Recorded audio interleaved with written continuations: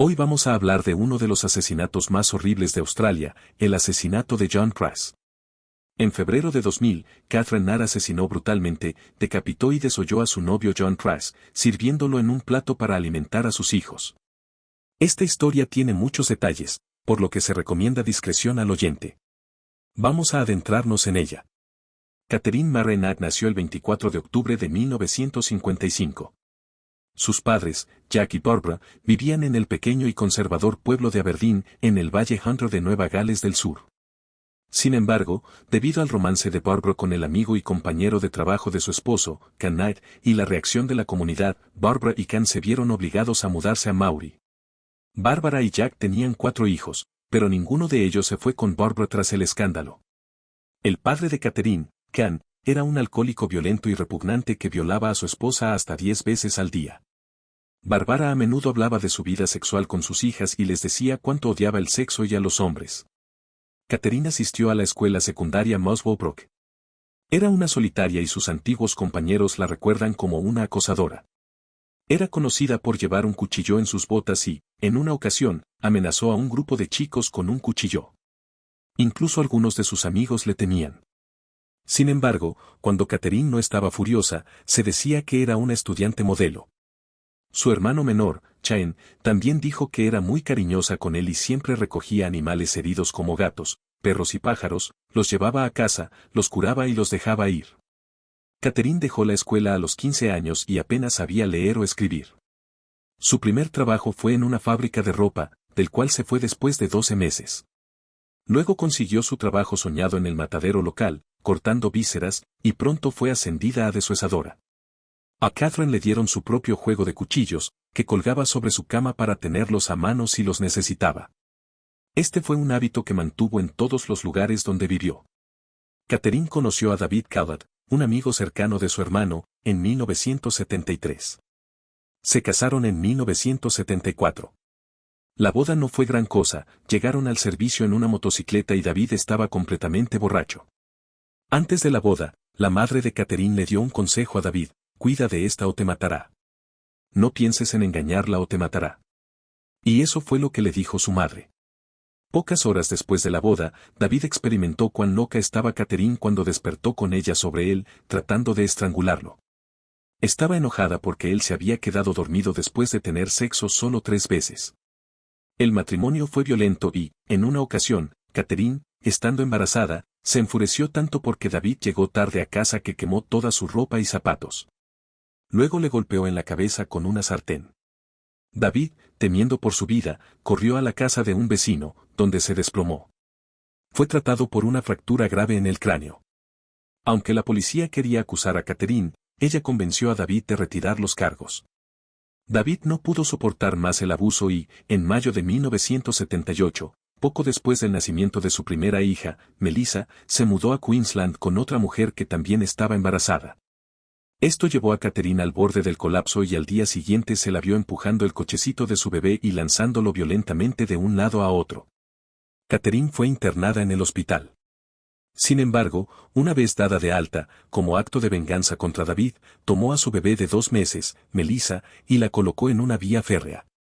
Afortunadamente, un hombre local llamado Odgar encontró a Melissa y la rescató minutos antes de que pasara un tren. Catherine también fue vista ese día blandiendo un hacha y amenazando a la gente. Estaba completamente fuera de control. Fue nuevamente internada en el hospital y diagnosticada con depresión postnatal. Pocos días después de ser dada de alta, Catherine salió en busca de David. Fue a la casa de una compañera de trabajo y la convenció de que su hija no se encontraba bien y le pidió que la llevara al médico. La vecina accedió, pero una vez en el coche, Catherine sacó un cuchillo y le cortó la cara a su compañera. La mujer logró escapar, pero su hermano, a quien había llevado con ella, fue tomado como rehén por Catherine. La policía fue llamada y lograron desarmar a Catherine con, créelo o no, palos de escoba. Catherine fue nuevamente internada en el hospital. Mientras estaba en el hospital, Catherine le dijo a las enfermeras que su intención era matar al mecánico que había reparado el coche de David, ya que esto le permitió irse. El plan era luego ir a matar a David y a su suegra una vez que llegara a Queensland. David fue informado del incidente. Dejó a su novia y regresó a Aberdeen. El 9 de agosto de 1976, Catherine fue dada de alta bajo el cuidado de su esposo y su suegra. Sorprendentemente, tuvieron un segundo hijo, al que llamaron Natasha, en 1980. Sin embargo, en 1984, Catherine se cansó de David y se mudó a la casa de sus padres, y luego encontró un lugar propio. Catherine consiguió un trabajo en el matadero local, pero se lesionó la espalda y más tarde recibió una gran suma de compensación por el sindicato. En 1986, Catherine conoció a David Sanders y, después de unos meses, comenzaron a vivir juntos. Sin embargo, David tenía su propio apartamento, al cual no quería renunciar, lo que se convirtió en un punto de discordia para Catherine. A menudo lo echaba de la casa y David volvía a su apartamento. Catherine luego iba a rogarle que volviera. En una ocasión, como acto de venganza y advertencia, Catherine degolló al cachorro dingo de 8 semanas de David frente a él y luego lo golpeó hasta dejarlo inconsciente con una sartén. A pesar de todo esto, en junio de 1988, Catherine dio a luz a su tercera hija, Sarah. Se mudaron a otra casa, que Catherine compró con el dinero de la compensación. Catherine decoró la casa a su gusto, estaba cubierta de piso a techo con animales muertos, pieles de animales, cuernos, trampas para animales, machetes, rastrillos y horquillas. David terminó la relación con Catherine para siempre y se escondió cuando ella le golpeó en la cara con una plancha y lo apuñaló en el estómago con unas tijeras. Catherine hizo todo lo posible por encontrarlo, preguntó a varios de sus amigos, pero nadie le dijo dónde estaba. En algún momento, David regresó para ver a su hija.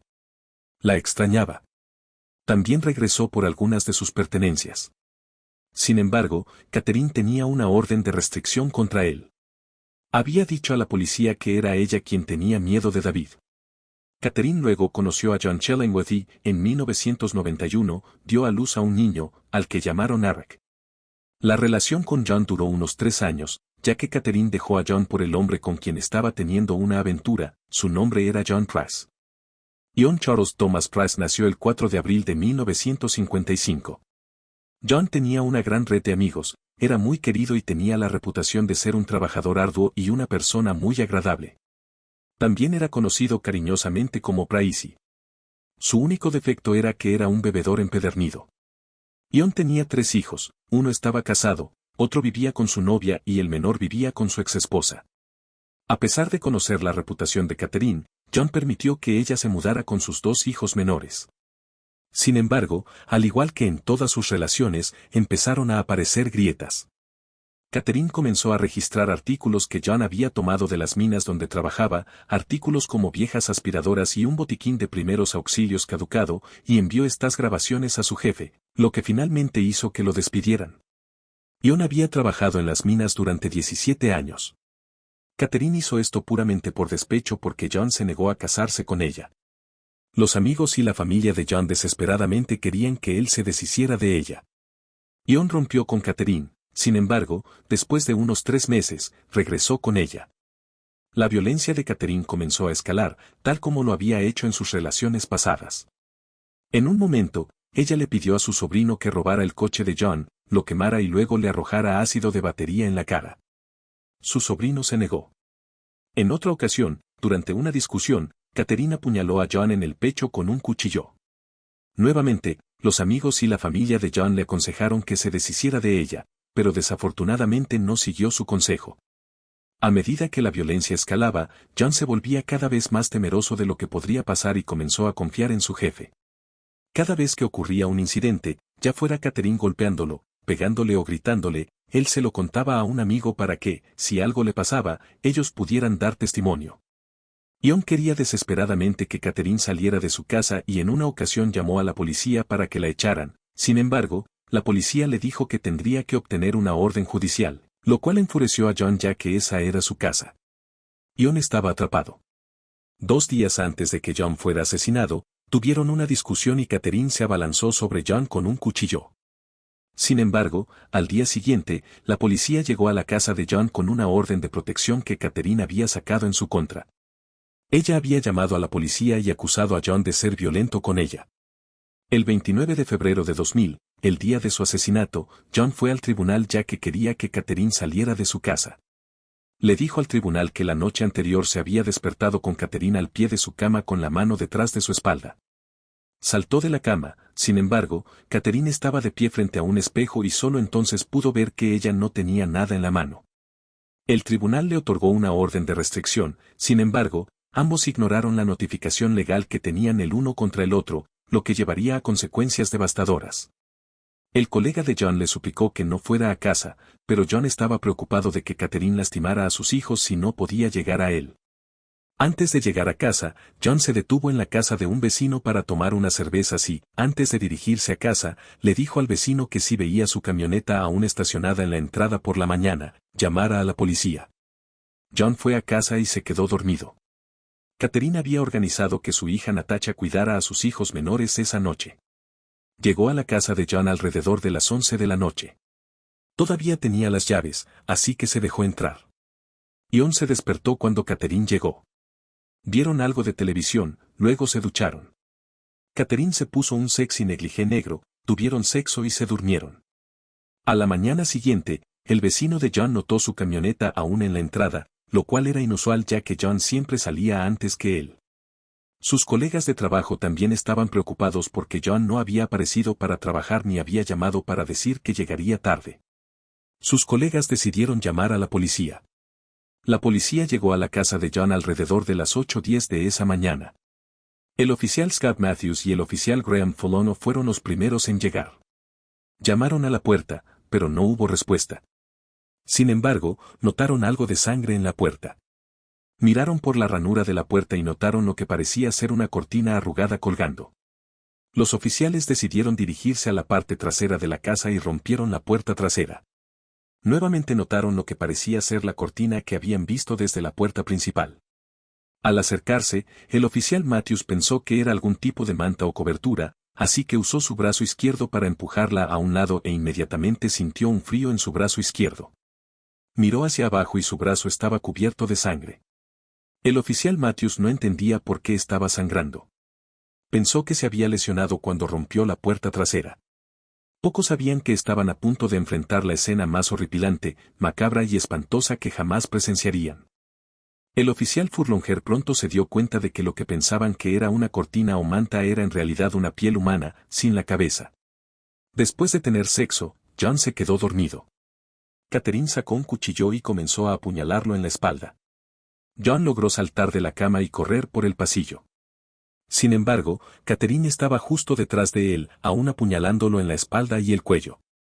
John logró llegar y abrir la puerta principal, pero Catherine continuó apuñalándolo repetidamente. Lo apuñaló 37 veces. Catherine se tomó su tiempo y usó las habilidades que había adquirido en el matadero para desollarlo desde la cabeza hasta los genitales. Luego, le puso un gancho de carne a través de la cabeza, colgó su cuerpo y lo decapitó. Catherine había removido la piel con tal precisión que después del examen post-mortem, la piel pudo ser cosida nuevamente en el cuerpo de John. No solo desolló y decapitó a John, sino que también cortó partes de sus nalgas, las horneó en el horno y las sirvió con vegetales para los dos hijos de John. También puso la cabeza de John en una gran olla con algunos vegetales. Además, dejó una nota vengativa debajo de cada plato para sus hijos. Nunca se reveló el contenido de las notas, ya que el juez no las liberó para proteger a los niños. La policía encontró a Catherine acostada en la cama. Intentaron despertarla, pero estaba inconsciente. Parecía que había tomado una mezcla de pastillas. Catherine fue llevada al hospital e interrogada por la policía 5 días después.